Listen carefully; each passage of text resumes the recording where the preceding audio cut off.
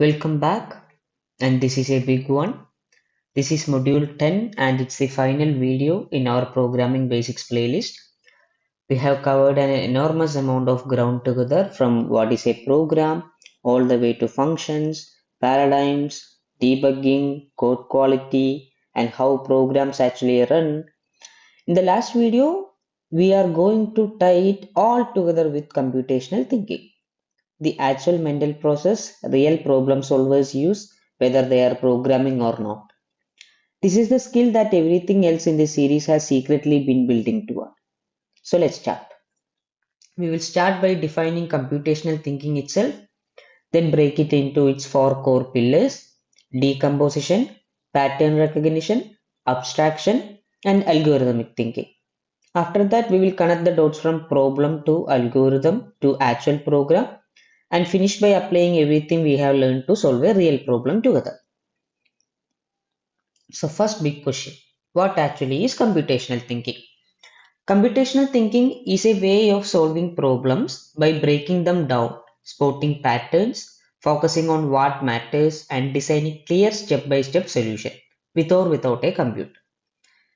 And as you can see in this diagram, computational thinking rests on four pillars: decomposition, pattern recognition, abstraction, and algorithmic thinking. We are going to walk through each one individually, and this is the foundation everything else in this playlist has actually been building toward. These four pillars are what good problem solvers do every single time, whether they realize it or not. So the first pillar, decomposition, a skill we actually first practiced back in module 2. Decomposition means breaking a large complex program into smaller, more manageable pieces. So look at this example. Building a to-do app. That sounds like a big task, but break it down and it's really just three smaller pieces. Adding tasks, marking task complete, and deleting tasks.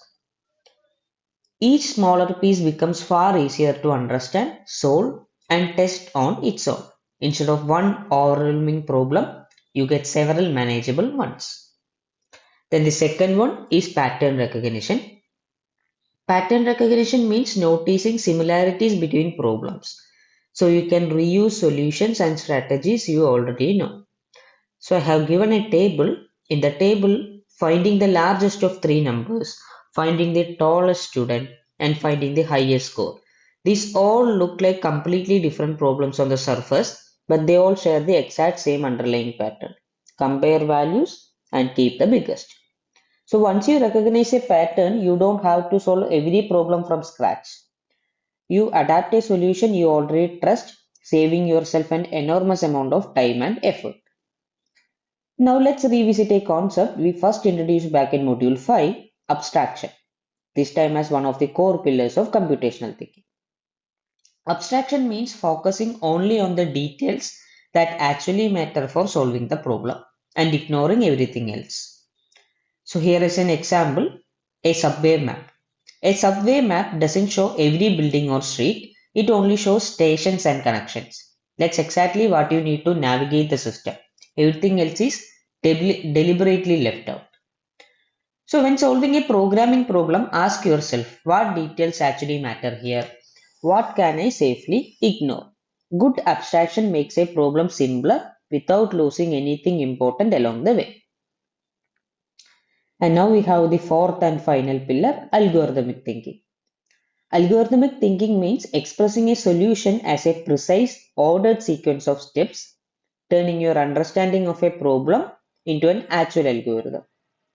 So this is where decomposition, pattern recognition, and abstraction all combine into one concrete plan.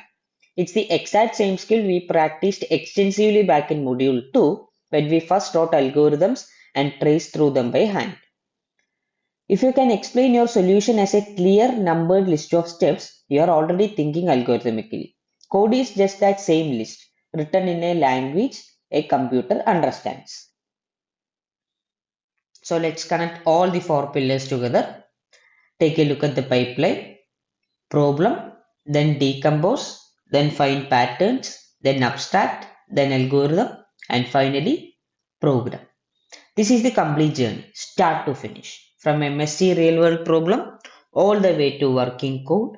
And honestly, every single module in this playlist has been built into exactly this pipeline, one skill at a time.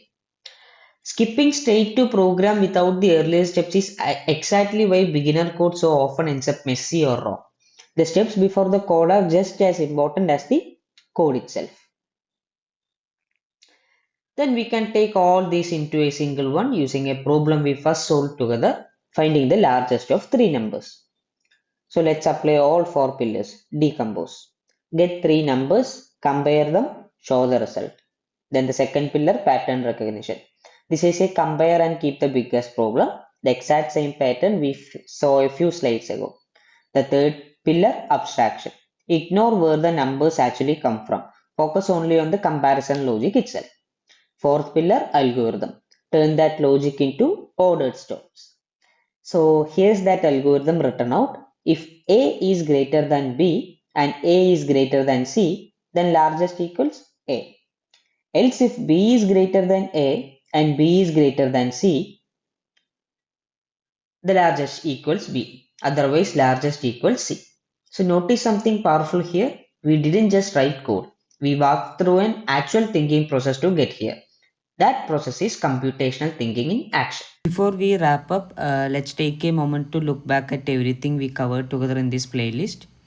We started with an introduction to programming, then moved into problem solving before coding. From there, we covered fundamental programming concepts, input, processing, and output, and functions and modular programming. Then we explored programming paradigms, errors and debugging, code quality, and good practices, understanding program execution, and finally computational thinking right here in this video. So from what is a program all the way to thinking like a real problem solver, every single one of these built on the last. You didn't just learn 10 separate topics, you built one connected complete foundation. So that's a wrap on programming basics. You now understand how programs think, how they are actually built, and how to think like a programmer yourself. Not just how to copy syntax, but how to genuinely reason through a problem. So here's the single best next step you can take from here. Start building, pick a small project, something that actually interests you, and apply everything you have learned across this playlist. And remember, you can revisit any module anytime. This playlist isn't going anywhere, so come back whenever you need a refresher. Thanks so much for learning with me through this entire series. Now go write some code. Thank you.